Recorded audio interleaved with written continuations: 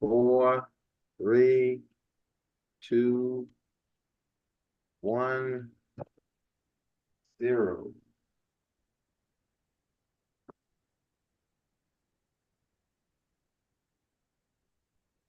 All right. Good night. Good night, everyone. Good night. Welcome to another night of Fatherhood Think Tank. I am Dr. Ron Osborne Williams, your curator for the Fatherhood Think Tank. We are about to embark on a very interesting conversation tonight. I kind of this wasn't in our scheduled regular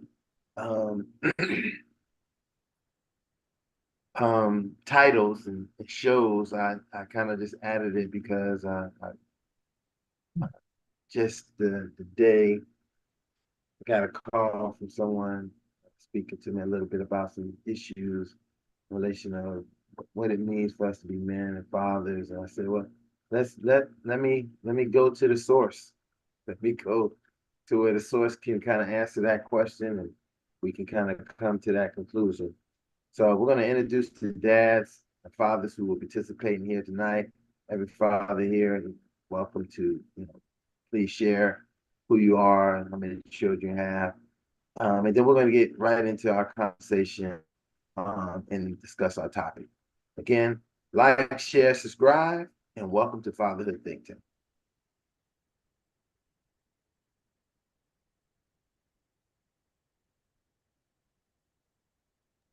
Hey, good evening, gentlemen. My name is Lionel Lightborn. I'm a father to I'm a father to a tribe of 7 young adults, 3 young women, 4 young men, 1 granddaughter, and 1 grandson. And it's always a pleasure to be here. Good evening, everyone. J. Rob Menard, father to 2 young adults.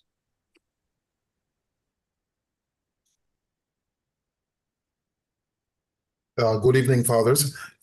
My name is Rohan Rollock. I'm a father to 2 young teenagers. It's also a pleasure to share information with other fathers. Good evening, guys. My name is Ed Tenney. I'm a blended family with 6, 3 biologicals, 3 steps, and 2 grandbabies.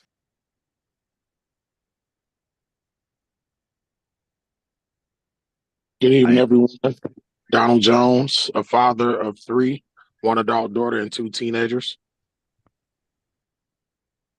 Philip Adams, a father of 3, 1 grandson.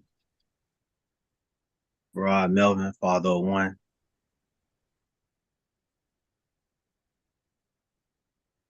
Sydney Melvin, father of 3. All right, so I think that's everybody. Everybody has kind of shared. So I just want to talk a little bit about give you guys the title of tonight's topic, and probably why we'll get a very large audience because they're probably going to hear something good from us tonight, or at least give them a good, as I would say, good lens on how we may be perceiving it. Tonight's topic is Black fatherhood in America through the lens of a Black man and through the lens of Black men. And so there's no better audience, no better group of people to kind of have this conversation than all of us are fathers, and we deal with fatherhood, and we're all Black men. As far as I know, as I can see in the screen. So it's really going to give us a great dialogue tonight to really kind of evaluate it and give us that diversity and understanding that Black men and Black fathers are not monolithic, that we have different ideas and viewpoints of how we may even see fatherhood in the society today, our fatherhood overall, and how we see it for ourselves as Black men. So I'm going to who wants to take the first shot at the softball? I'm going to throw that softball into the air and let people just start to swing away at it. Okay, Ron, let me, this topic is such a good topic to discuss. And I hope, again, just to endorse what you said, Ron, it's going to open up a lot of doors as we deal with fatherhood. The first thing I want to put on the table is stress. most fathers deal with stress, the stress of taking care of himself, his partner, wife, baby mama, whatever situation. But I think we deal with stress on a high level. And stress, in my opinion, will affect from your head to your toe. And of course, there are many things that cause stress. We know racism is one, institutional racism is two, diet is one, financial insecurity. Actually, no goals. Just trying to survive day to day for some fathers can be a real goal. Just try to live. And I think that is a topic that many of us need to master, because stress is a part of life and stress ain't going nowhere. So we definitely need to do more education on teaching fathers how to manage stress, because it's just part of life, right? So I just want to put in there that stress is something that is seems to be growing. And as we can see around us, we need to have the skill sets how to deal with stress. That's my take.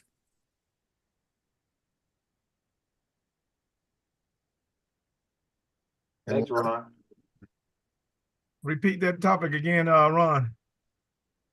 Topic is Black fatherhood in America through the lens of Black men. Okay. Well, I guess before we talk sociologically or economically, I guess we have to start with the history first. They often say if you don't know your history, you're doomed to repeat it. And so Black fatherhood, and particularly in this country, because you said Black fatherhood through the lens of Black fatherhood in America through the lens of Black men, knowing the history, Black fatherhood was a tragedy way before it became a threat. And here's why. Because Black men were just on a systemic slavery. Black men was automatically ripped from their families and beaten within beaten and broken within an inch of their life. You understand? Just on their manhood alone. And so Black fatherhood in America is way before it became a threat. It was a tragedy because it was non-existent. You couldn't have any type of unity or organized unity of any kind, particularly being a slave, especially being a Black man, just an immediate threat. So being a Black man was an immediate threat. So being a Black father would have been a luxury. You understand? And so you had to survive as a Black man before you could ever get the luxury or the necessity of being a Black father in America.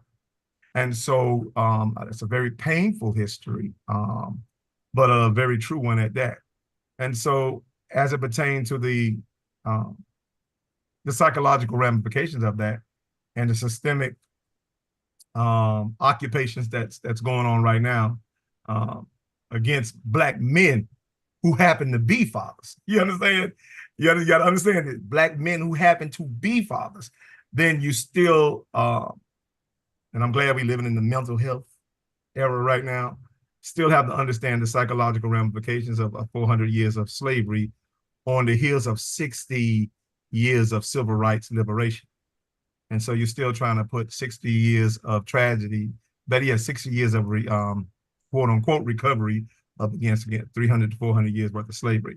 And so that psychology by itself gives you a glimpse of what it means to be a Black man and father, or a Black man who just so happened to be a father in America. So that's just my take on it. Now, I want to chime in on some on this also, because I think, when you think Black fathers in America, the biggest word that comes to me is underestimated. Because I feel as if they underestimate the Black fathers within America because of the false statistical analysis that they do when it comes to judging the families and who was actually present within the families. I think there has been a change in the way they've been looking at it, with new statistics showing that fathers, especially Black fathers, are most engaged ones within their family. They're the most present ones within the family. And Black men are most likely to take on other kids within their surroundings and create even a larger family. And so when I say underestimated, I think it's underestimated because they don't see the value in which the Black man has within any family structure in which they preside in. And I think going back to what Lionel was saying, I think and it's not that they didn't understand, because if they didn't understand, they wouldn't have worked so hard to tear it apart. But it's the fact that the generations coming up don't understand the effectiveness of the presence of that Black father within the home, and how new statistics are showing that just the presence of a father alone raising a child is as successful and effective as a two-parent household. And so, again, I think that when you think about Black fathers in America, again, underestimated, and I'll add another word, underrated. And I think that's what they're trying to really spin on that, because even when you look at the focus of where they target to incorporate fatherhood programs, I think it shouldn't be just targeted in specific areas. I think it should be targeted across all communities, right? But we always want to hit what they call the hot zones or those hot pockets, where, for me, it's not just the lower socioeconomic standings where the father is struggling. It's even in the middle class that the father is struggling, and it's even in the upper class that the father is struggling. You see what I'm saying? Because one thing is to be present in a home, and it's another thing to be engaged in a home. There's two separate things. So again, underestimated and underrated. Well, hey, Gene, you bring up a very valid point that sometimes we sometimes disregard. And I think disregarding this idea of the narrative that has been set upon us as people, how our structure, our families operate, right? And sometimes the narrative is not. The narrative also has been the manipulation of how families have been established to operate. So there will be a study or something, or some type of show or something, or another report that will come and then say, oh, let's look at the decline of the Black family, how the Black family are struggling. They'll show, oh, the Black father is not there. They go through all of these scenarios without any comparisons to other families, to other races of families. They don't even in the same instance of being Black people. So let's say they won't even look at, like, maybe an African family or someone who comes from a Caribbean nation. They won't even make that kind of comparison to say, hey, let's look at these family structures and how they operate. And the major question is why.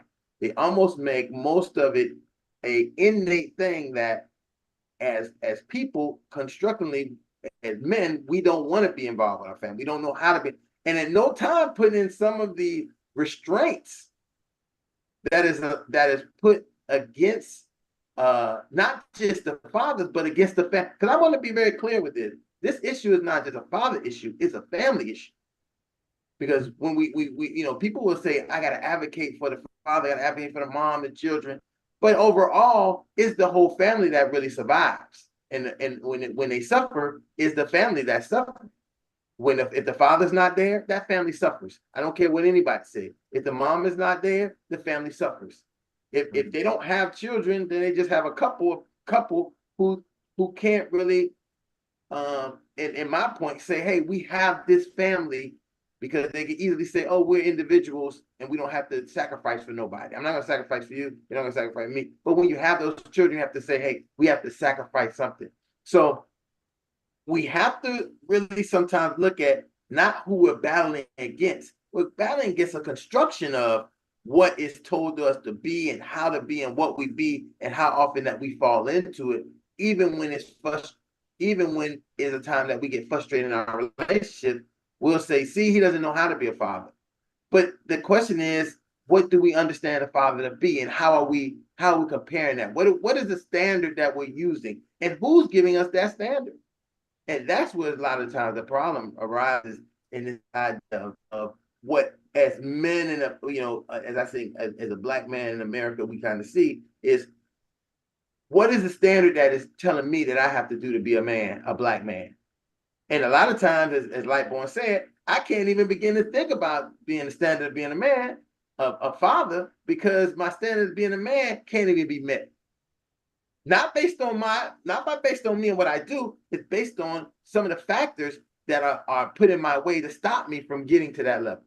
And I'm not saying that people you know, don't have to work to get what they have to do, because I'm a starch bootstrap person. I believe that, you know, you can pull your bootstrap, but it's hard when you put your boots on and then they build an ocean in between you and your goal. So you thought you was going to put your boots on and march or go up the hill, but they done moved it and put an ocean there. So now you got to learn how to swim. Well, Ron, the truth of the matter is, you ain't got no boots. That's the problem. Black people, you can't even use that.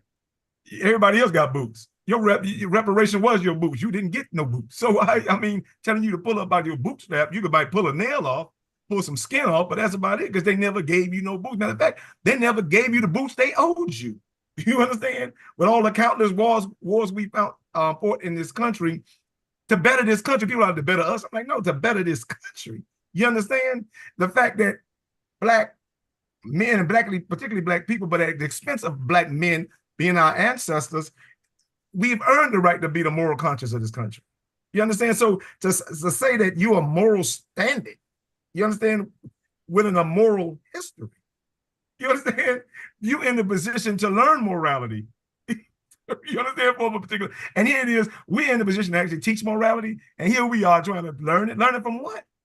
How are you going to teach morality for somebody that you inflicted slavery on for years? Do you even know morality? And again, I'm going to reiterate this. I was speaking to a guy on Twitter, a white young man on Twitter. We disagreed with something, but he was saying, can black people be racist and can black people hate? I'm like, well, whenever black people, I'm saying, well, the only way I can answer that is give you a rhetorical question. When there's white people love black people? I got a history of us loving you. Whenever you ever loved us? And then you can come to that conclusion. I say so because if we hate white people, that means it has nothing to do with, it's not organic. It's a reaping and sowing. You've earned your hate. When have we earned your hate? Simply put, when have you ever loved us? And I tell you, I have gotten not one response at all. Usually they just pile on, no response. I said, because it's something that you have to genuinely think about. And so if we don't see any type of equity in the way we love, and I'm like, we have historically loved you guys. Matter of fact, we gave you, we fought you with love and peace, the civil rights movement, by conventional, by common sense standard, doesn't make any sense. But by supernatural and divine standard, makes all the sense in the world. And so we actually battle and fought you and used the weapon of love to actually, literally successfully fight that particular fight. You have never seen, other than Mahatma Gandhi, you have never seen that again since. But to use love and everything that comes along with it as a fighting tool, man, that's something that I don't think there's a university right now that can actually efficiently or sufficiently teach what that is. And I think black people, and particularly black men and women and children, are in a very good position to actually teach the science of what that really means. But I think sometimes we devalue it so much we don't think it's worth anything because we're capitalistic minded. You understand, and think that, oh, morality, the economy doesn't include morality. It's amazing how we have those things separate, but they're actually one and the same. Mm-hmm. Okay, guys, don't let the milk spoil. Get some of this milk while we can. The floor is open. Really, what your thought is what people really need to hear tonight about this actual topic. And if it can be just from your perspective, your idea, or your personal experience.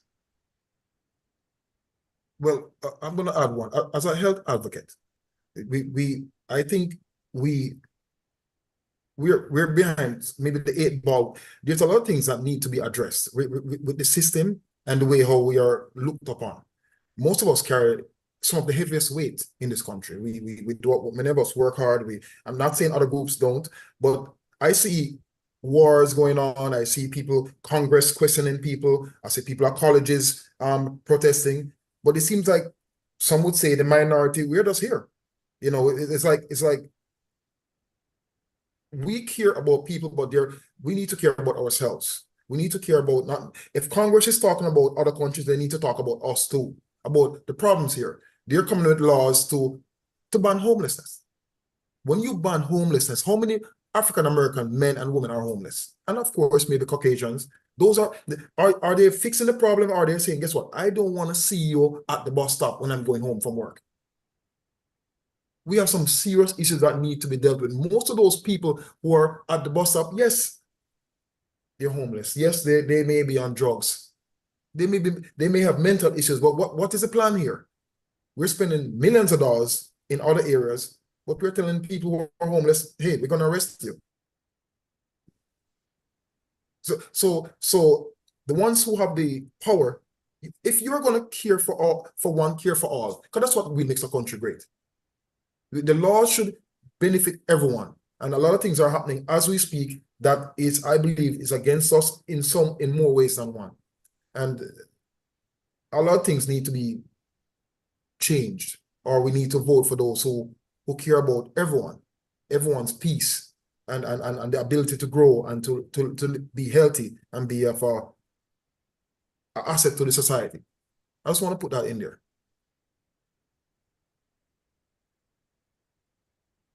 Yeah, I think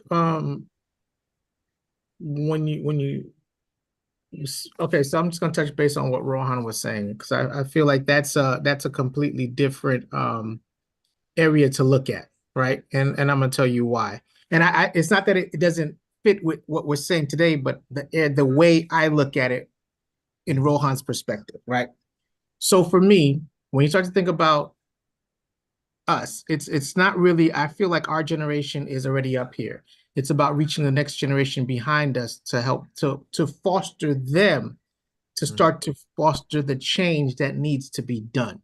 I think a lot of times, like you're saying, Congress is talking about a lot of other people, worried about a lot of other places, and not within the communities in which they're needed within their own home, right? So you have to start fostering the new level, the new minds of the future to help along with the avocation of the older generation.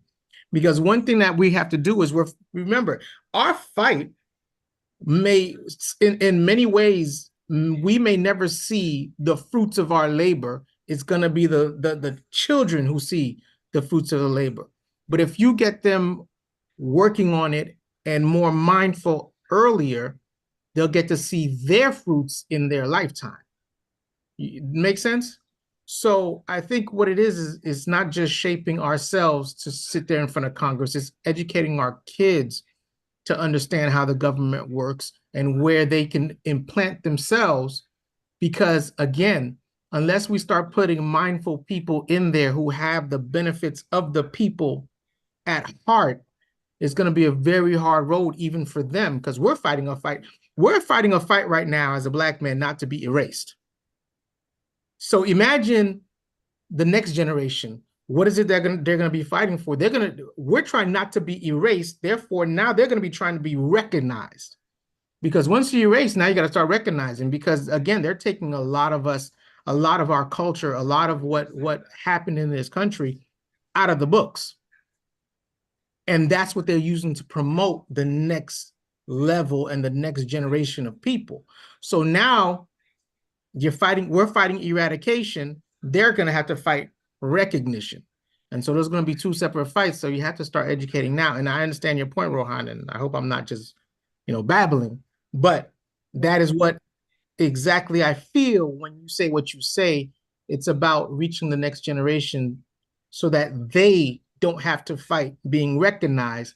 They just have to fight being, this, how to, yeah.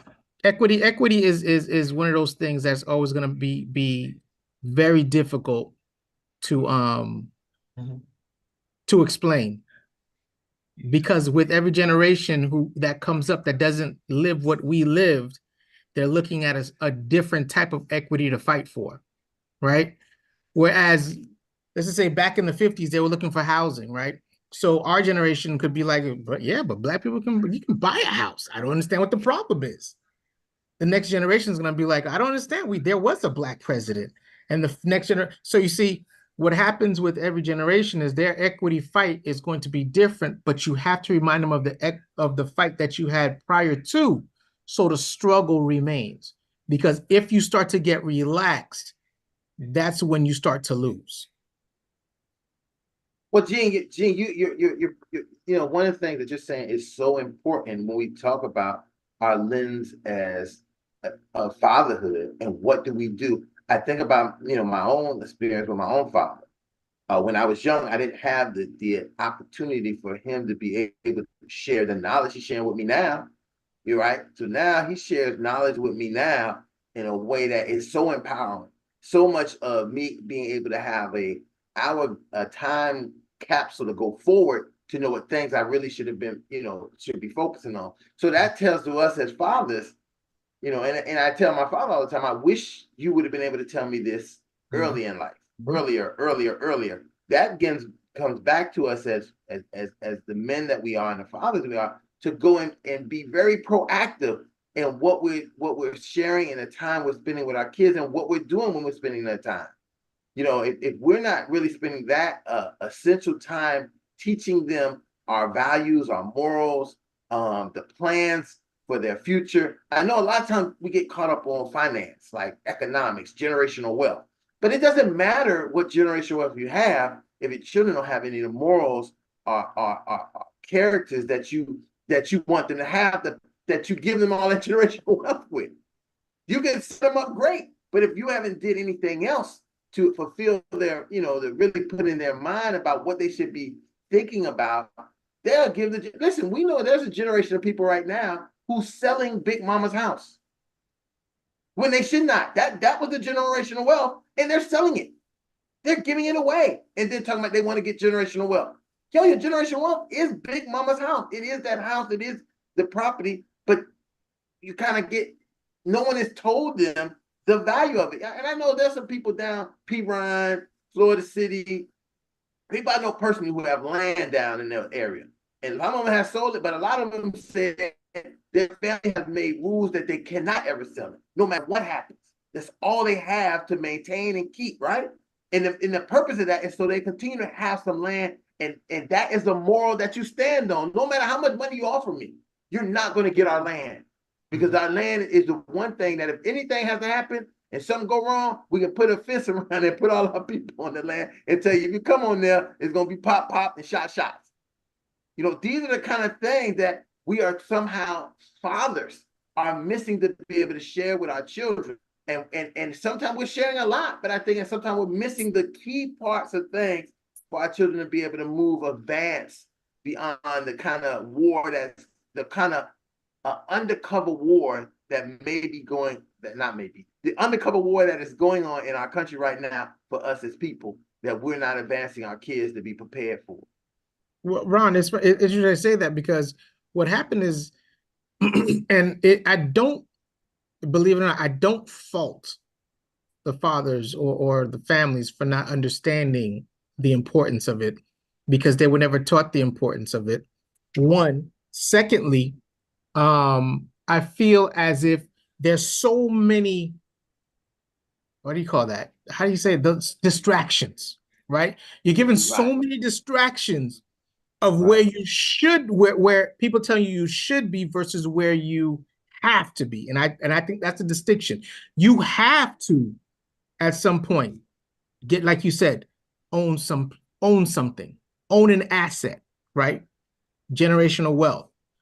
But people are telling you what you should be doing, which is which diverts you from that goal of what you have to do in order to solidify not just your family, but a legacy. Because that's what that is. When you talk about Big Mama's house, you're talking about legacy that's being passed on from generation to generation. And then you're also there's also a lack of the education of what to do with it. Because a lot of people end up just letting it sit, and they don't understand the power that it has to continue to generate wealth within the family by duplication. And so once you start to teach that and have people understand where they have to be versus where they should be, it's going to be a different conversation altogether. Okay, I mean, all that sound good. You know what I love about us as Black people? We say that, we say it's like anybody can, any word of the year or the decade or whatever, we just eat it up. We just say, oh, they say, oh, financial literacy. Ooh. And I'm like, seriously? Black people, Black people. Black people, first of all, if I'm going to, historically, Black people don't need, Black people wouldn't, matter of fact, Black people wouldn't deny financial literacy. I think Black people are financial geniuses. You know what I told you?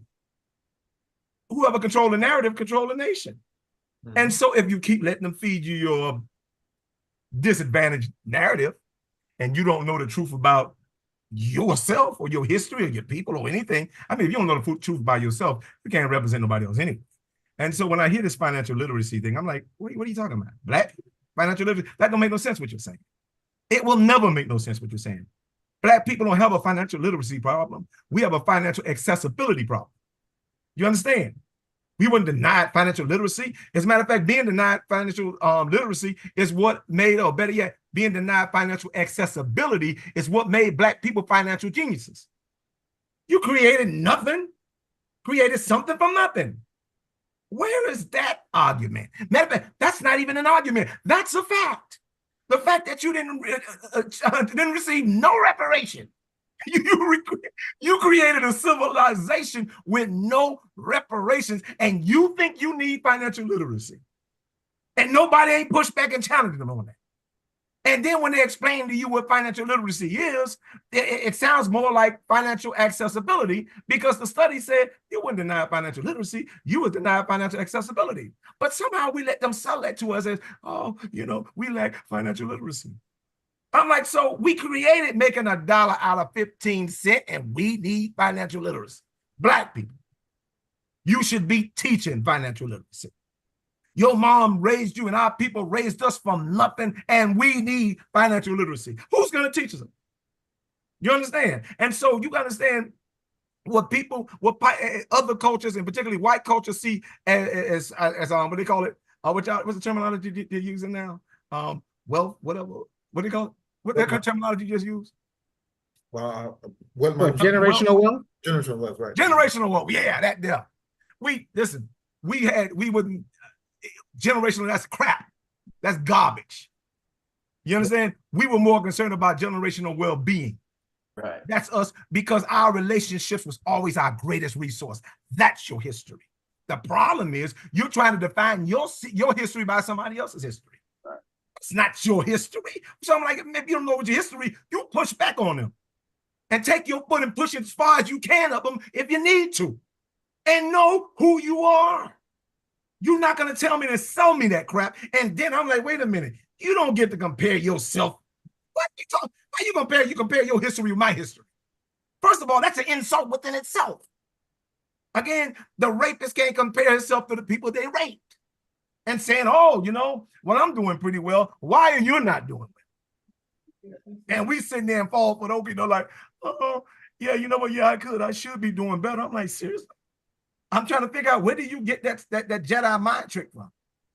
And so I think most of the time we let buzzwords, and I'm gonna be honest with you, we let inferiority, and that's our problem. We let inferiority back us down. I mean, and I love Stephen A. Smith. I think he's strong when it comes to who he is, and when he's functioning in the fullness who he is. He got on Sean Hannity, and I'm like, no, ain't that he's not smart and intelligent. It's that historical inferiority complex which made him swing more towards Sean Hannity's argument as opposed to making teaching Sean Hannity to swing to his advocacy and who his affirmation really is.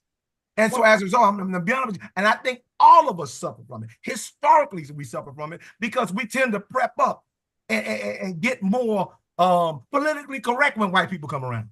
But we're more reckless with each other. I've seen that all the way from Obama all the way down. That's a fact. So this is why you can see, even Obama, and I have to use him as the litmus test, or as the standard, because even with him, and I love him, but I notice how reckless he can speak about black situations and how responsible when he came to addressing white situations. And so that's the thing I can't really, I'm like, man, I'm going to always call that out. Because if I love you, I better call it out. And trust me, I'm not going to peek at being the best black man I can be. I aspire to be the best human I can be. But it starts with being the black man I can be. And I can tell you that is hard as hell. But guess what? I'm going to be fighting this fight every day until we all learn how to fight it. But you can't be scared. And it's always something over our head that scares us. Oh, the job. Oh, and this and that. But things, I'm like, first of all, if they ain't never gave it to you, what the hell make you think they're going to give it to you? And so I think we behave very well, right? And that behavior takes away from our ability to battle the things that we need to be with the fullness of who we are. But like I think there's you know, for me, when you talk about, okay, the buzzwords, financial literacy, generational wealth, okay, it's the generation that you're speaking that made $1 out of 15 cents, they're gone. With every generation that comes, it gets further and further away. Now it's time to re-educate the ones who are like I said, it's a re-education, it's a reframing of what you think, because yes, I could tell you, yes, as a black family, as a black community, yes, we understand budgeting, right?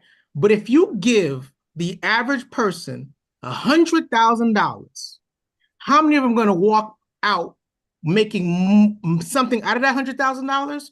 And how many are going to walk away with nothing to show for the $100,000, but material goods that will not serve them for a future purpose?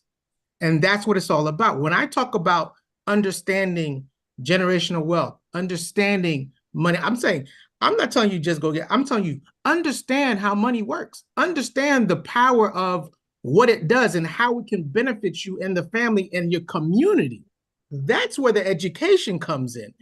It's about knowing how to make it recreate itself and get yourself that equity that you're talking about, Lightborn, to get yourself that ability. Because when you talk about the self-sustainability of the communities that you were saying, that money circulated within themselves.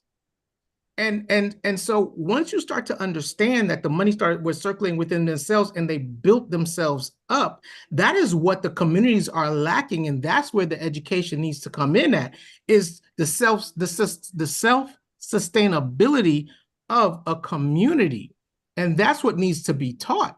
It's not so much that when you're talking about it, it's not that you feel they don't understand finances, because everyone knows how I work a job, I get a paycheck, I gotta buy groceries, I gotta pay my car note.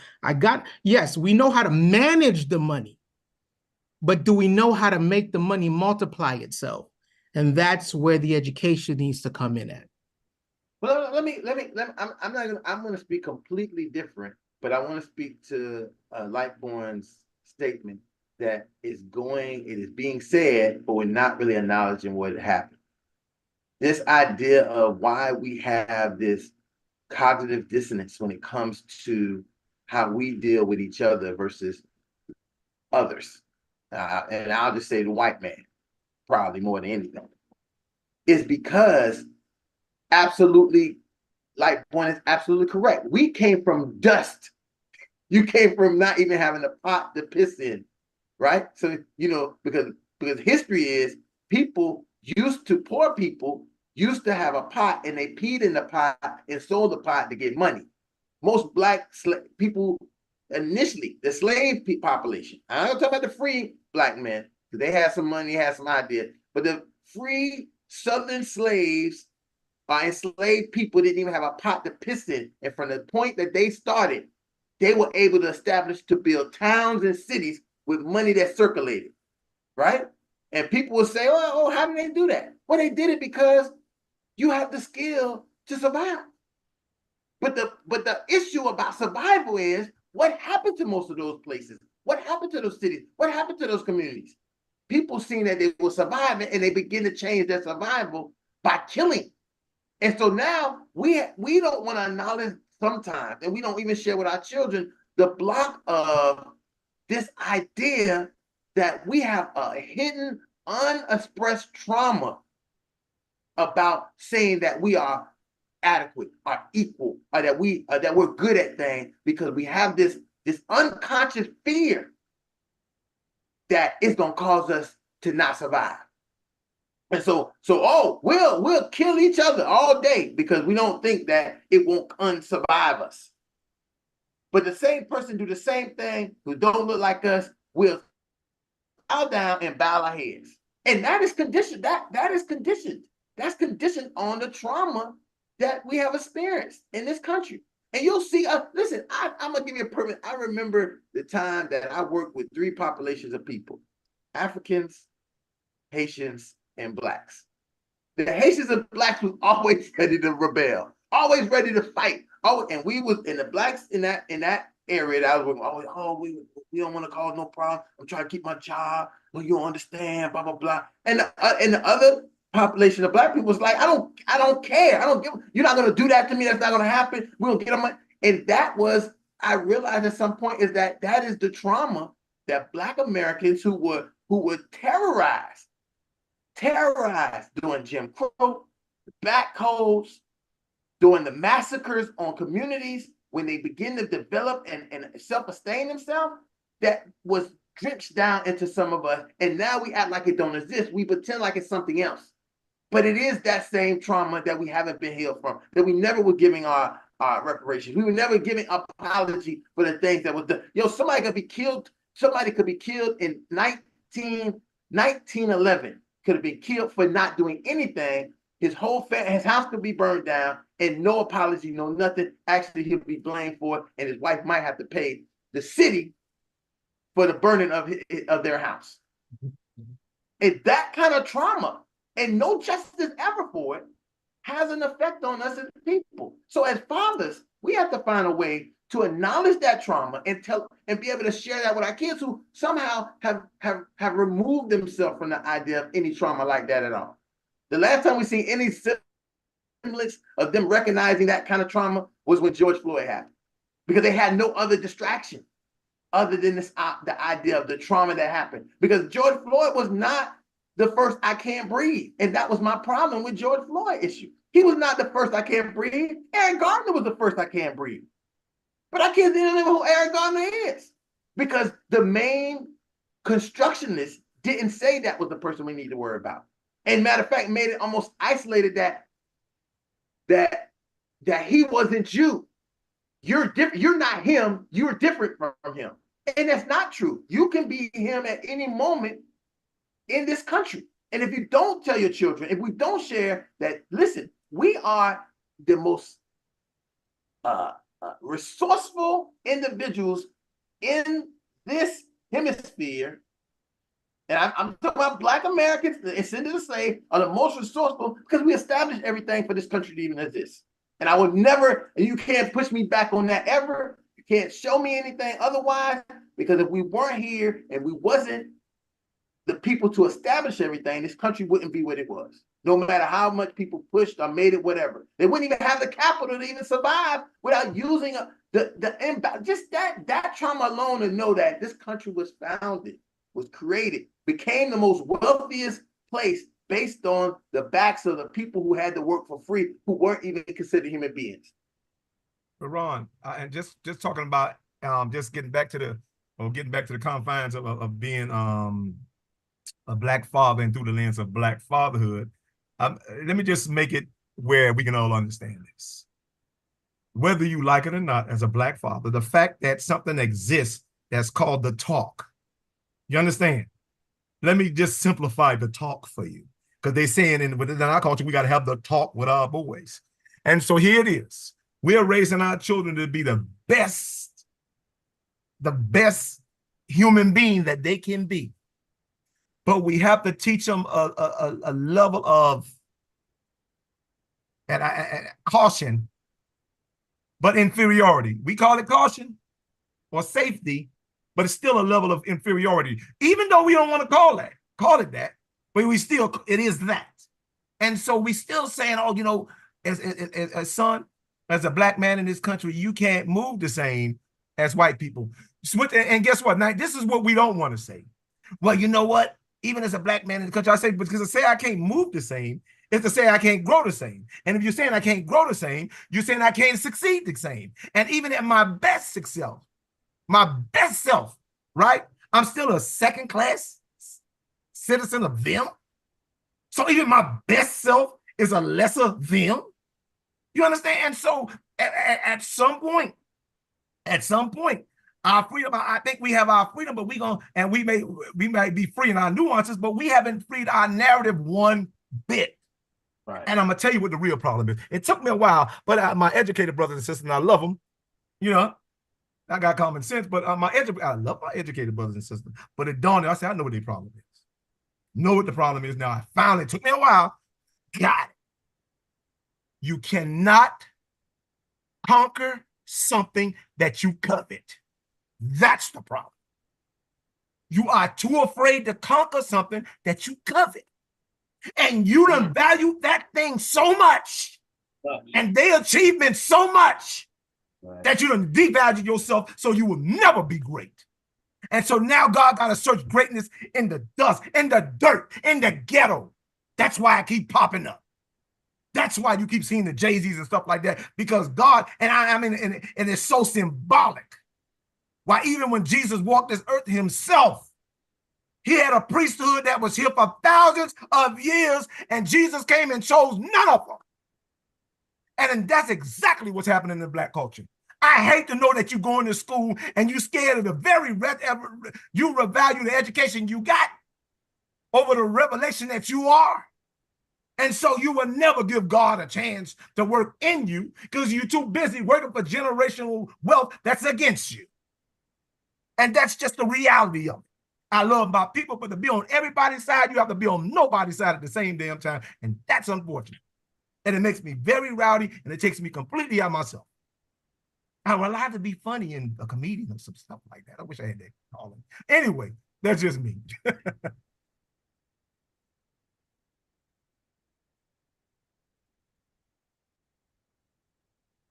Like when you might have hushed everybody up with that. No. He hasn't hushed everybody up yet.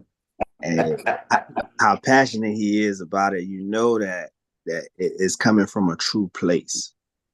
So it's kind of like listening to it. It makes sense. It motivates others to want to do better. You know, as a man, you know, having children, it just motivates you to want to teach your children your mistakes. And I think a lot of times we don't. We just kind of let them learn from their own mistakes. And I think that's where we as men, we lack. We just like, yeah, just go out there and figure it out on your own. And then when you make the mistake, I'll tell you where you went wrong at. Instead of just going step by step and showing them the way in which we should think and act and be. And I think Roger, you make a really good point, because not so often are we having these kind of conversations to even start to get to think like that. You know, when we are having conversation, when we are having people putting these things together, it's to the agenda of whoever's putting it together. So if Black Boy was to start speaking when he fell, his mic accidentally started getting muted. He be having technical difficulties. We wouldn't want to hear, because he's going up against something that we felt that this should be this, it should be that. And I think that this is important because Lightborn is one man with his own ideas of what he believes and see, right? And how he perceives it. And many of us may perceive a lot of that the same way, but we also may see it another way based on our own experience. of how it operates for us in this world. So I think that this is always a great platform for people to be able to really think about what they should be doing better for their kids, for their family, and for themselves. And I put it in that way, usually sometimes making us laugh, but I really should put it the opposite way. What you need to be doing for yourself first, because we sometimes neglect ourselves and then think we're doing good for our kids and for our family. We're not. Sometimes we're actually doing a mediocre job, because if you're only at 4%, how you giving people who need 100% anything? You know. Hey, Ron. Yes, Dion, my man. You know, everybody's talking about the same issue. It's just a different time frame. So, like you said, back in the day, we knew about how to make $1 out of 15 cents. It was easy. Nowadays, we prefer to buy Mercedes Benz and look like we have the dollar, and we don't even have the 15 cents. You know, growing up, most of us lived what we saw growing up. So if you didn't have a man around you that was an example of a father, of a man, you grew up and you had to try and figure it out on your own. You know, I do that. My dad program I do, everybody said, why did I start it? I started when my son was 10 because my dad left when I was 10. Up until 10, I had a framework. I knew what to do. When he turned 10, I literally sat on the sofa one day and it popped in my head. I'm like, yo, I don't know what the next step is. So I found myself, I had to find other men that I could actually have a conversation with. I put down my guard and say, you know what? I know I have an issue and I know I want better for mine. So I need now to have that conversation with other men that I trust, that I know are headed in the right direction, that I can have a conversation with to make sure my two grow up to be better men than me. And in that journey, doing that, I met a lot of really cool dudes. I ran up with you guys, actually. And we share stuff back and forth. And I've used that for my two sons so much so, and a little biased, my sons are doing pretty damn well.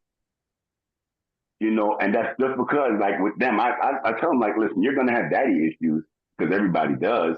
I want to limit your daddy issues as much as possible. So we have those conversations. We have those talks. They know I'm not perfect. And I let them know I'm not perfect, but they also know I have their back no matter what happens. They also know that I love them. They also know that it's cool to share their emotions and all that other stuff. Because as a dad now, as a father now, those are things we need to be teaching our kids, our young men. You know, what it is to be in a healthy relationship with a young lady, what it is to be a real man, control of your environment, control of your emotions, taking leadership in your neighborhood, in your community, and so on. You know, all those things are very important to make sure that my guys get it. As far as generational wealth and so on, how to get finance, how to make money or make money make itself. So you can actually spend more time with your family. Over what's that last break we had? Was that spring break? Over spring break, I took my two boys and two of their friends to Alabama to go look for houses. So they're like, why are we going? I said, I want to teach you guys some of this housing game.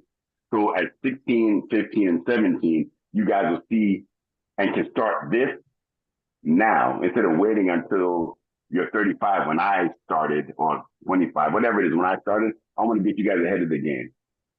And get you, you know, I told them, I said, I can only take you so far on this journey because as much as I know, I'll get to you. But at that point, you're going to have to find somebody that can take you to that next step. I can take you to the promised land. I can't take you in. And I'm more than comfortable saying that I can't do that and that you're going to need somebody to do that. Like, as a Black father, our job is so much bigger than just bringing money home and, you know, paying bills. You know, if I don't make sure that they are ready for that next step, not only have I failed, or not only will they fail in a family, but they're going to fail their community. Because I'm raising mine to make sure they can manage and take care of others that don't have that opportunity, don't have that privilege, that dads may not be around for whatever reason. You know, and being a Black male today, working for the school board, I get it every day. I see the ones without dads. I see the ones with dads come in and they're high as hell. We had a dad last week come in. He started crying because he almost got into he got this big thing with another person in the morning. But he was literally breaking in front of me at 7:45 in the morning because he couldn't handle the stress, which I think Rohan said it earlier. He couldn't handle the stress of life And he didn't share with anybody until he literally broke down in front of my guardian. You know, as a Black man, as a Black father, as a human,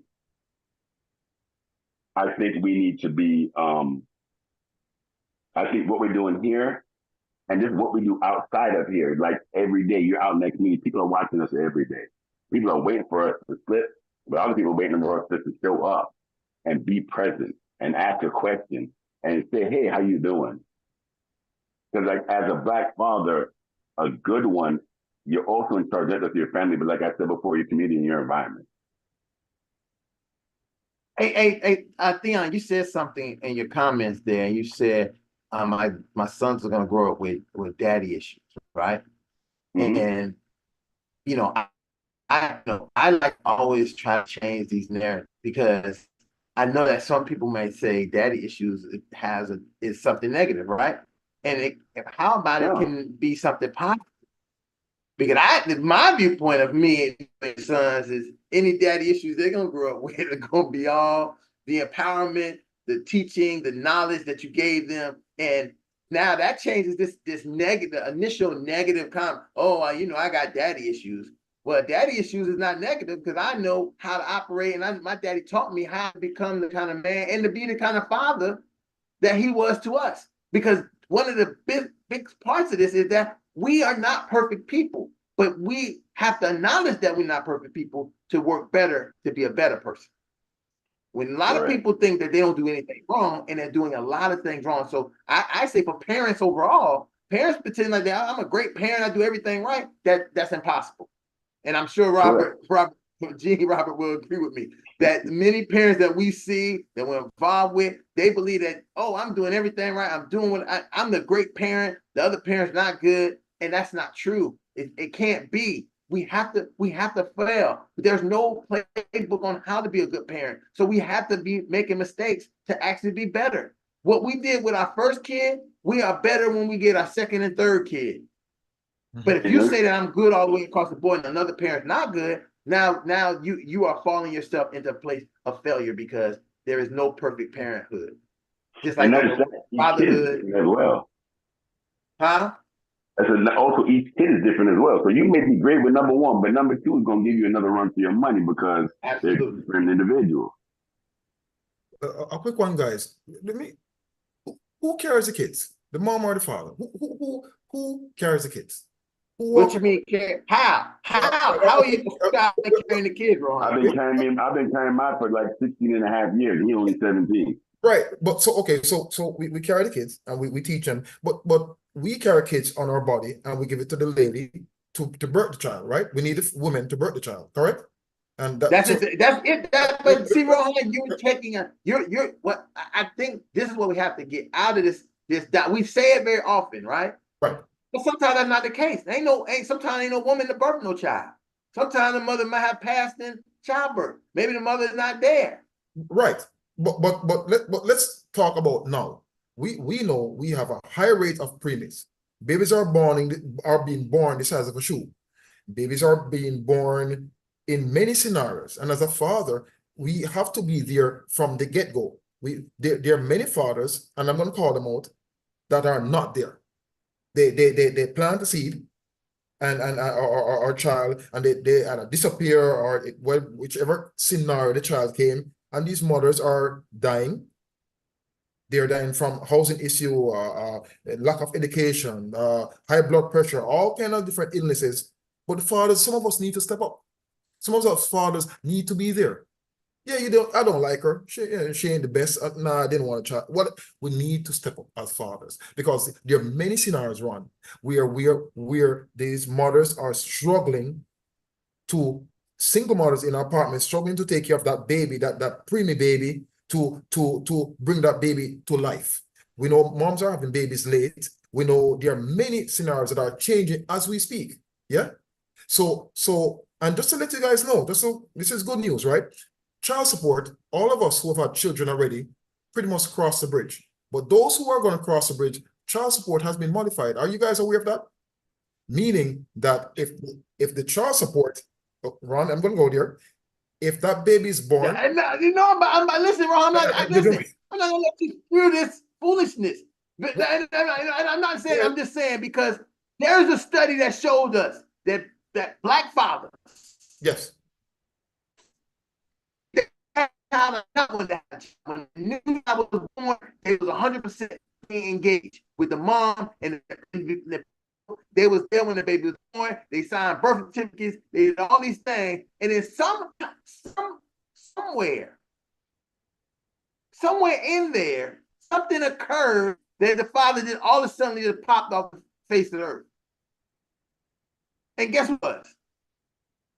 What? Guess what it was, Ron? The child. Listen, when we do a study right now, we evaluated dads who were involved, then all of a sudden their involvement changed. You would see child support has something to do with it. Very few people changing their involvement when everything is going smoothly. Child support is, if I was already supporting a child, why did all of a sudden we need to change the support and bring anybody into what we had going on? Yeah, but Ron, that's easy. That's numbers. If you have a child, yeah, and let's start money. The child was born. The child is a preemie. The child goes on a tube. The child needs money. It needs to see a cardiologist. It needs to see a pulmonologist, and goes through all that bill. Just to let you guys know, that bill is going to be added to child support now. Child support is not only going to be when you take that what's that called, DNA. It's going to go all the way back to when that baby was born and incurred a $150,000 bill. Somebody got to pay for that. And we're talking about many scenarios that are happening. Why, Rohan? Why was it a bill in the first place? Why if I already paid for all them little nice clothes, them little Jordans that I thought I needed to get for them, the Pampers, I had my people bring all these Pampers, I did all of this stuff. How all of a sudden that what I was supplying and what I was trying to support wasn't enough to support my child? Okay. That you had to now go to a place, because I'm telling you somebody who said this very clearly. I'm gonna use 50 Cent for example. And I'm probably not the best example to use, but he said that he was paying the family, his son and the mom, some thousands of dollars, 10,000, 20,000, a month. She did say that wasn't enough. She took it to child support, and then the judge told him, "Oh, you only gonna get $800 a month." And then she's like, and the son was like, "Oh no, that's not right." Yo, what happened? He was supporting his child. He wasn't dealing with the mom. He was supporting the son, being involved with the son at the level that he could be, and then something changed because money became something more important than supporting, than being engaged and allowing the father to be engaged. I'm just saying that if there was no child support, if child support was you had to spend so many hours with your child, right? They changed that to now there was no money involved. You had to spend so many hours with your child, the 50% of time in the society, right? You wouldn't, what would child support fall in? Child support is a business. You go to the child support office, it's a business. So child support falls in because somebody benefits. And not the mom don't really benefit because she was getting $10,000 a month. Now she getting $8. But I'm gonna try to be between you and Rohan. Okay, I'm a man that was on child support, and I'm pro child support, right? Now, what happened is I had to get another example because what happened is I think every man take in a child like I take in my child. And so I think we judge every man by our own moral code, right? And so we're a good father. We just believe every man a good father. And what happened was I got married. You understand? My wife have kids. So I just assumed if I was taking care of my kids, they're going to do the same thing. I'm assuming we all on the same page. We all living in the same, you know what I'm saying, on the same volume. We just vibing like that, right? No, that wasn't true. And so what happened was I was empathetic, back to your point, Ron, about, you know what, give these guys an opportunity, right? And they'll get it right like I got it right. Man, gave these guys about 5 years, never kicked in. On top of that, then had attitude and threw shade in there. I mean, you wasn't doing nothing. You understand? She was talking about taking y'all to child support when they was about like 10 and 8. when I met him. I said, no, to give him a chance, he there. And that's what I just assumed. I assumed because he was there, he would do what I would do because I'm there. That's what I assumed. That's two guys to one. Here I am, one guy trying to do right by my children and their children and got nobody. And that's when I realized, like, I'll be dead. I just assumed my narrative was everybody else's narrative. And so sometimes when you're the good guy, or not even good guy, but when you're aspiring to do good, you just assume every other father is aspiring to do good, and that's far from the truth. And so I had to come to grips with that reality. I was like, man, because again, we fatherhood advocates. And so the purpose is sound. I mean, stick to that purpose. Always want that goal. Always aspire to be, for every father to be great. But the reality of the personalities was far different. And them dudes never kicked in, and a lot of them were still harboring a lot of envy and jealousy, simply because she made up her mind she want to do better and move forward with a guy that will help her move forward and do better. That's not the only reason why they did that, though. No, they did that because they were immature males and not men. They did that because they probably didn't see those characters of a man and a father growing up, and their understanding was something they either got off of TV or from them dudes that they hang out with in the hood, or well, not even the hood. Those are the dudes they hang out with wherever they are. That was their image of what a man is. So now when they see somebody take up, wait a minute, he should still be with me because I do A, B, C, and D, but not really. And then they get caught up in their emotions, like you said. That's basically become emotional now. Well, if she ain't gonna be with me, I'm gonna do whatever. It's a lot deeper than just that's like the crux of the conversation now, as far as being a man, a father, and so on. So like I said, I got divorced from mine, but my boys, we got 50-50 custody. That's the one thing I fought for. I didn't care about the money. I want my time with my boys. Right. But not everybody does that. And I know that because I was paying her. She did the same as 50 cents lady did.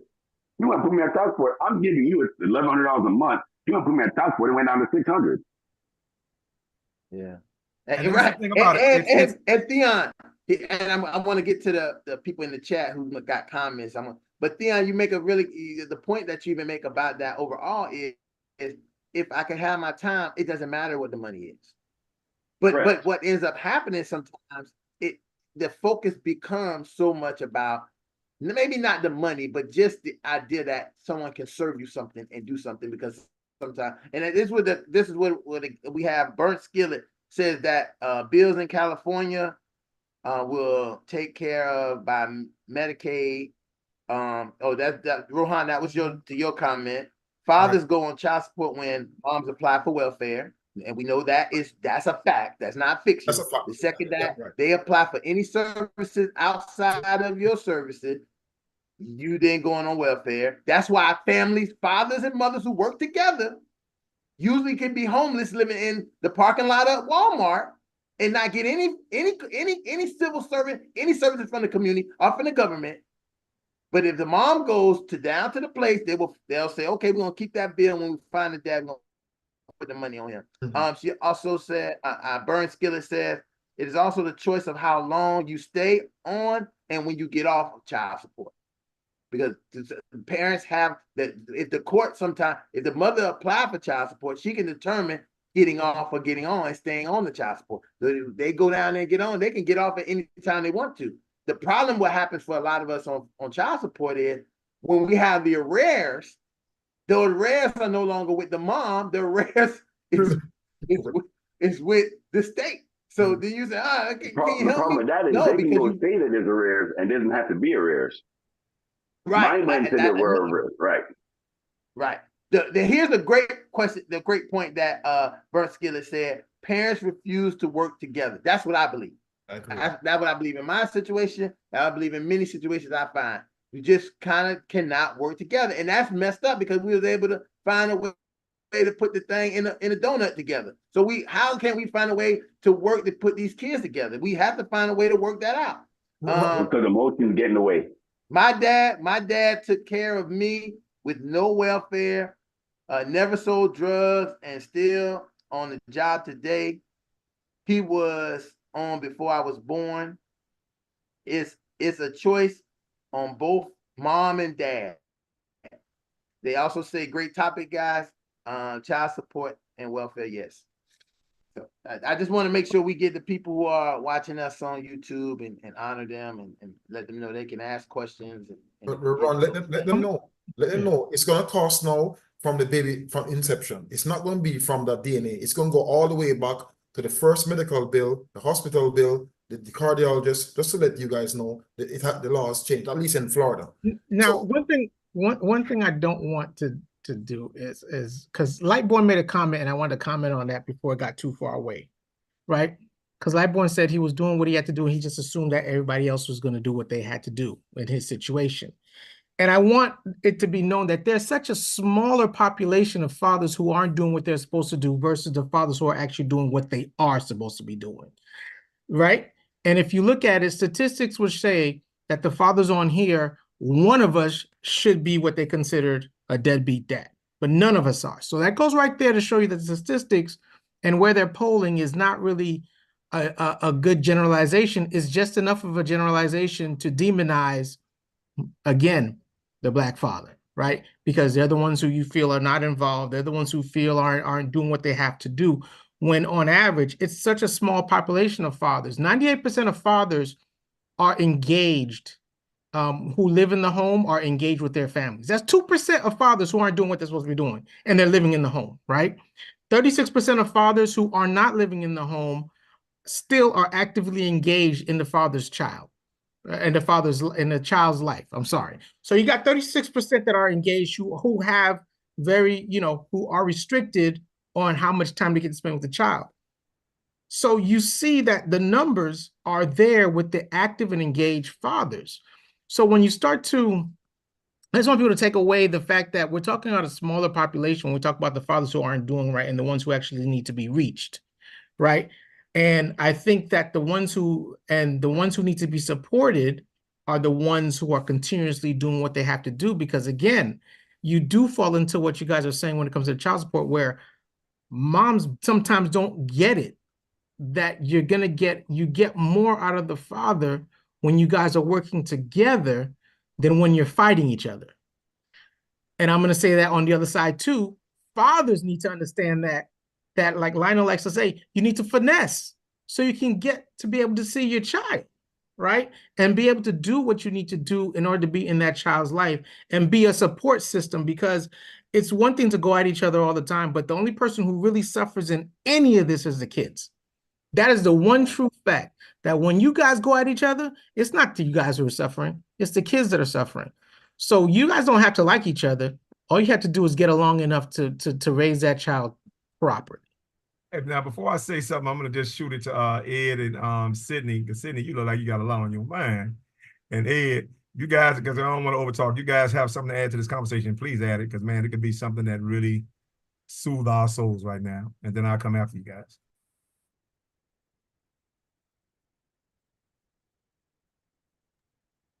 I'm good. This is my first time, so I'm just taking it in and listening. I appreciate it. I have three children. I have a 33-year-old, a 26-year-old, and a 3-year-old. So, and yes, I'm a dad now with full custody. I'm 53, and my daughter is 3, and I work with social services. So I see a lot of what y'all are saying. I see dads that are frustrated because of something that happened between them and the mother go to the system, and now they got certain rules. Now they can't see their child the way they've been seeing their child because mom and dad got in an argument and mom played that card, So I see it, man. And, I'm just enjoying the conversation tonight, man. I'm thankful. I'm glad I saw the invitation. I appreciate it. Thank you, brothers. Come back. Go to the YouTube page, like, share, and subscribe. Also, go to the band app and join so you'll get the updates. Yes, sir. Will do. Yes, sir. Yes. I don't sound like that, though. I always feel a little inadequate, I guess, when the conversations get this deep. I feel like there's probably not much that I can really add to the wisdom that's being displayed across the panel here. My experience, I guess, is a small percentage, I think, of what a larger portion of the Black experience is. Both my parents were together. I grew up on the west side of Chicago. They bought a house right on the corner, 18th and Kildare. So I grew up in a single family home. I grew up with both my mom and dad. There was no divorce in my experience.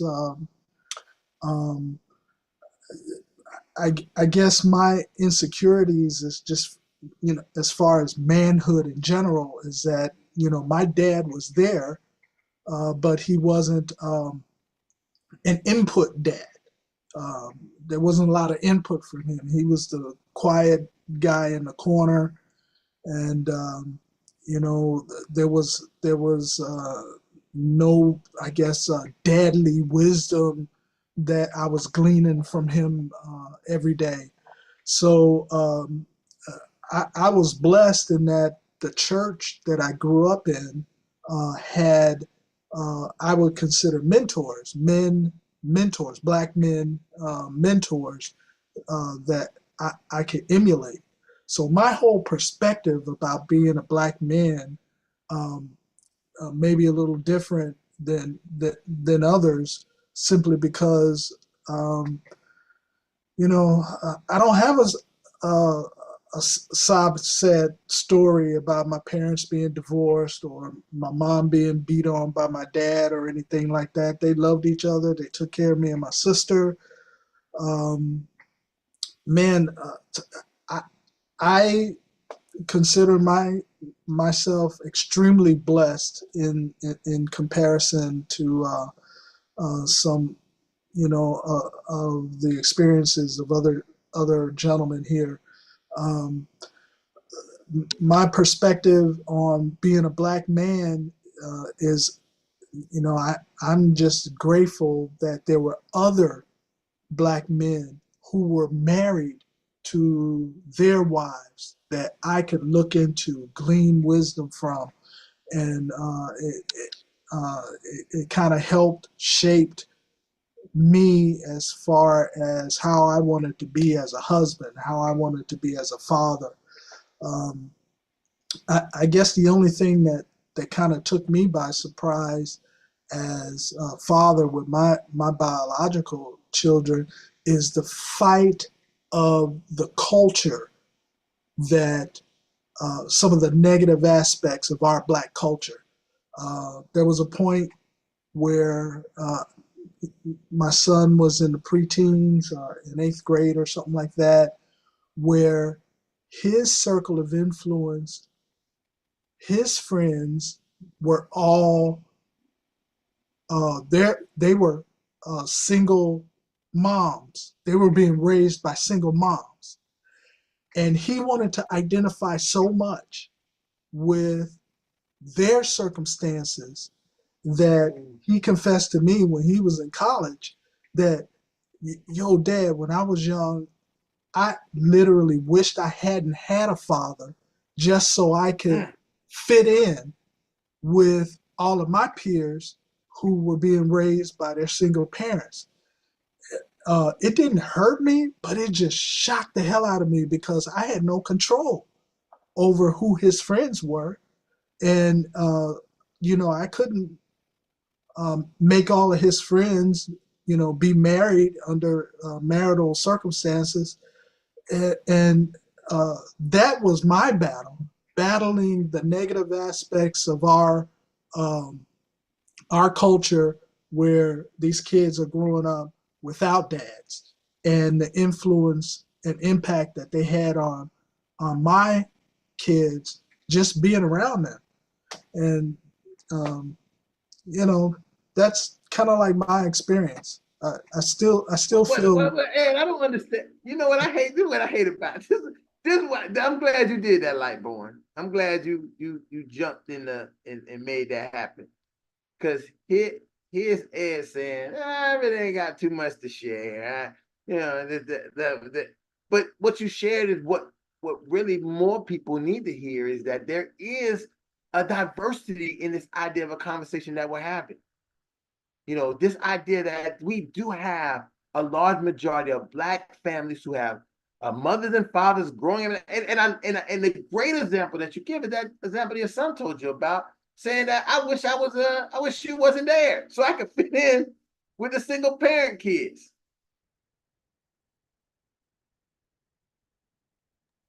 Yeah. Oh, Ron, I thought you froze or something. Oh no, I thought I did. Maybe all y'all frozen. And maybe oh no, it's good. Well, okay, because I was like, oh my God, I'm just talking to myself. No, you good. Like you played a joke on or something. Listen, now let me try to get Jefferson. You on here, Noel? I know you on here, man. He hosts a manhood barbershop talks. I want to go ahead and tell me what you get in where you fit in, Jeff. Let us know where you tell us more about you and what you think about the topic. Hey, I just jumped in, so I didn't hear much about the topic, but what the gentleman just shared about how the young man felt bad about having a father because so many other people around him did not have one. I mean, I think it is sad and is not shocking, but it still makes me say, wow. And I think that's what we're here for, is to change that narrative and to help build with one another. You mentioned the fatherhood initiative we're doing. So, we're sitting down in barbershops once a month, last Monday of every month, talking about fatherhood, strengthening the bond between fathers and the children. This Monday, we have the Honorable Chairman Gilbert. He's going to be our guest speaker, and we're speaking about emotional resilience and work-life balance as well. So I invite all of you to attend. It's in Miami on 116th Street and 2nd Avenue. So I'll share it with you all. But yeah, I'm here to listen, here to learn. Just this is good conversation. Hey, Ed, you just gonna hit us with that right there. Well, Ed, you be setting people up. Anyway, Ed, I remember this, Ed. If I don't remember nothing else, I remember guys in the hood, some of the toughest guys. I can remember them fighting for the good I was, or the good I could be. And so they wouldn't invite me to do things, right? To almost like they tried to protect an innocent or integrity or something in me that I just simply didn't understand myself. And so on this side of it, you see me pushing because I know the people I represent. I remember them giving that to me. I'm like, I remember people who was in the same position I was in felt like I was worth more than them or something. I remember them saying it. And I remember feeling so bad. I had my friend sit down in front of my wife and told her in front of his wife, you're like, man, we felt like we was holding you back. Humbled me for the rest of my life. And so when I fight for exactly, you see, where you are, Teeny, and what you are is what I'm fighting for where they are, right? And so to try to bridge that gap, to try to get them from where they are to where you are, because I think all of us deserve to have what you're saying, what you are, because I can understand your son's point of view of being in a predominantly single parent environment, feel like he can't identify with the struggle or whatever sacrifices, even though you was given the same sacrifices in a two-parent household. And so that feeling of belonging, you understand, and not belonging, yes, it's a peer pressure within itself. And so I understand that, but I greatly appreciate you sharing that, because I'm going to be honest with you, I would have never seen that perspective because I haven't reached that humility, right? And got that peace within myself, and that to have that real clarity of what you just explained. And maybe I even lack the experience, but it doesn't mean I don't, it doesn't mean I lack the appreciation to value everything you just said and your experience. So thank you so much for sharing that. Go ahead, J-Rob. So I'm just going to add on to what Lightbone was saying, because you took it to where I was going to go with it. And then I want you to understand that when you're a kid, right? When you're in a single family home, there are freedoms that you have. When you have two parents in the home, there's a lot of freedoms that you don't have, because now you have more of a balance in the structure that goes on in the home.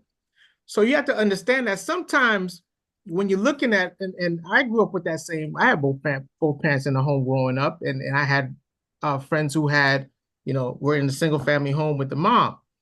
And when I saw that they got to go out late, I was like, man, that never happened to me. My dad won't let me leave this house at this time.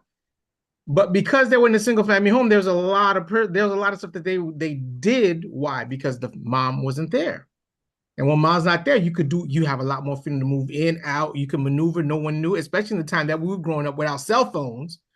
As long as you back before someone else is there, you're good. And so that's what, you have to look at. That's part of what they were looking at was, man, if you weren't here, Dad, I probably can get away with a whole lot more, like my friends. Not so much that I don't want you present. It was the ability to maneuver in such a way that was less structured.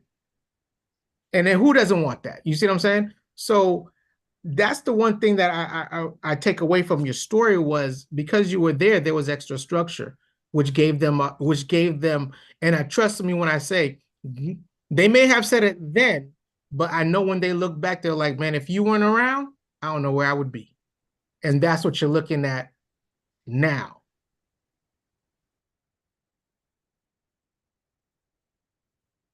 Hey, listen, hey, how do I even sum this up, man?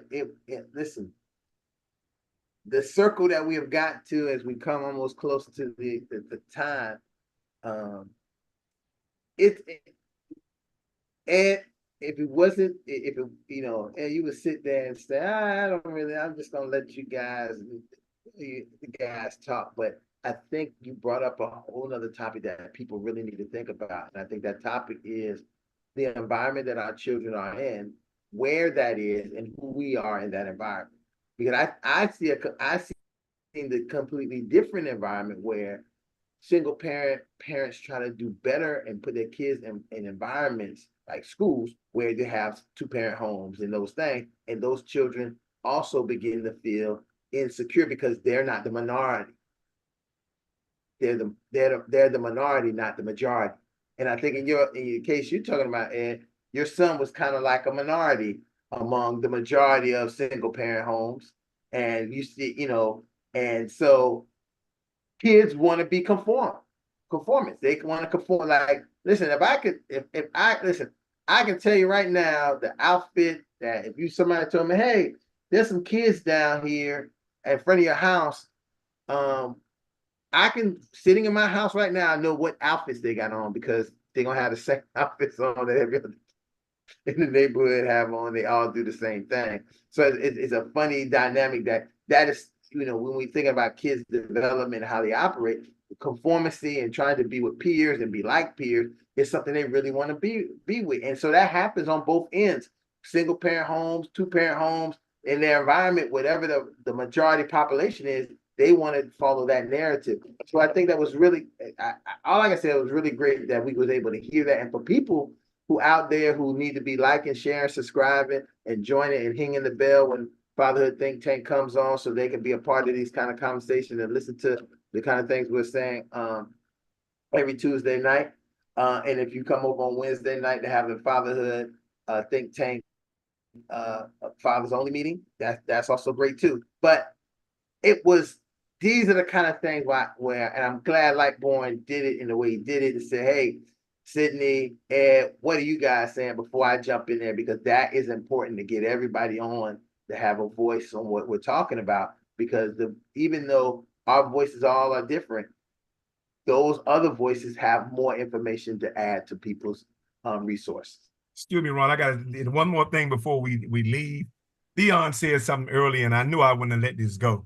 Dion said that he's very proud of his son. He raised a son that does his best to represent, the father that he is through the child that he is. He said, and then he went to give a testimony, but before he gave a testimony, he gave a disclaimer that he was maybe going to be a bit biased about the testimony he was getting ready to give about his son. And I'm like, no, I have to give this back to Theon. I'm like, first of all, Theon, you're not biased. You're blessed.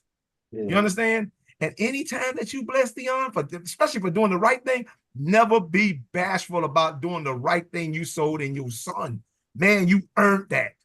We're going to celebrate and uplift that. So now I'm like, nah, you ain't biased. You are blessed. And we need to hear that. You understand? Because you earned that. That didn't come by osmosis. And you understand? It wasn't a charity.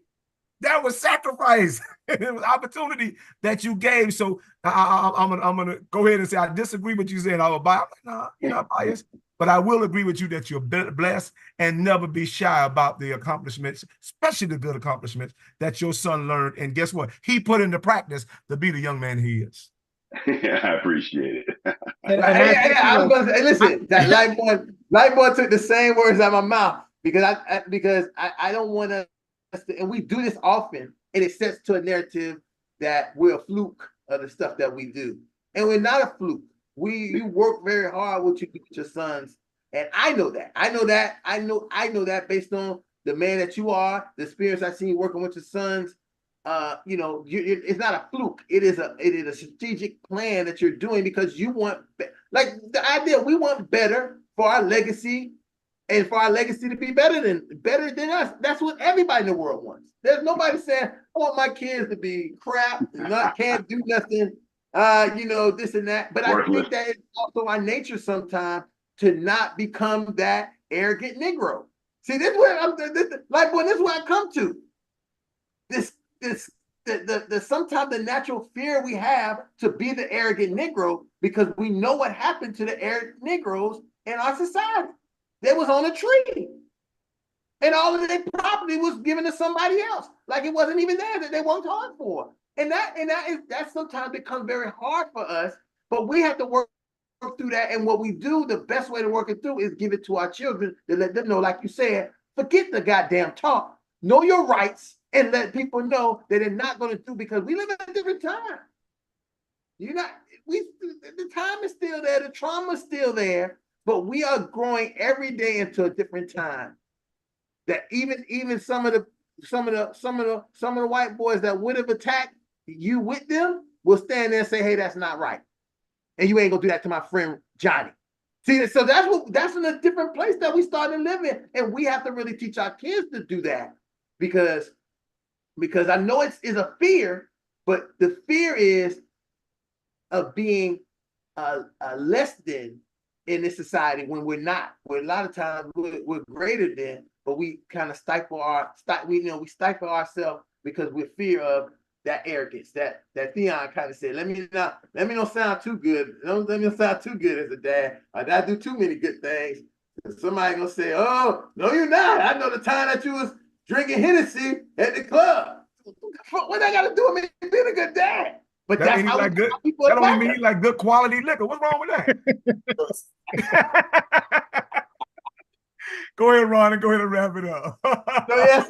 So with that being said, folks, I hope that you enjoyed our conversation tonight. I know that I have. Someone said to me recently, "Hey man, how do you show up every day to the school and be so happy and so jolly and not have frustrated with the kids?" And I have to say, at night I talk to other men, other fathers, and other people to realize that everything that I see that's not good gonna be okay. That's the only way I get to do. Because this is my own. Somebody say, you're a therapist. What you do for? Listen, here's my therapy right here. I get some of the best therapy, some of the best counseling, some of the best self reevaluation challenges from this group, as well as people who are in the chat. All that stuff goes into my head because I'm willing to listen to it and willing to use it to better myself. And that's what we hope we're doing with other fathers and family members and women and people who are watching, that you're helping. What we're helping you do is better yourself and really evaluate what it means to understand fatherhood, understand how fathers work, understand how men work, and through us as the men and fathers. With that being said, Father, repeat after me. I am. I am. I am. I am. I am a man of honor. I am I am a man of honor. I am. I am. I am.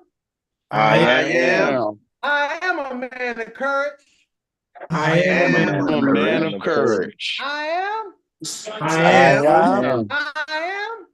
I am. I am a man of respect. I am a man of respect. Come on, fathers. I say that I am. I am. I say that you are. You are. I say that we are. We are. Championship Fathers. Sir. And so everybody know, even new guys who came on, after every meeting, every time we meet, we get together and say this chant just to get us prepared to move out from the time we spend together and remember the importance of the conversation we had. We are men of honor, we are men of courage, and we are men of respect. And when we put those things together, it makes us championship fathers. And when we stretch our muscles, we're not flexing our muscles. What we're doing is holding our children on our arms and our families on our back, like Atlas. And that is an important thing for us to have a visual in our mind to know that's what we're doing and that's how we operate until we meet again. If you are interested, come tomorrow night. We have the Fathers Only Fatherhood Think Tank, where we will continue this conversation in Fathers Only land. So using only Fathers language and things of that nature. But if not, we'll meet you back here next week. And we'll see you all here again next week. Good night. All right, y'all be Have a blessed. great week, Blessed. gentlemen. All right. Good night, man.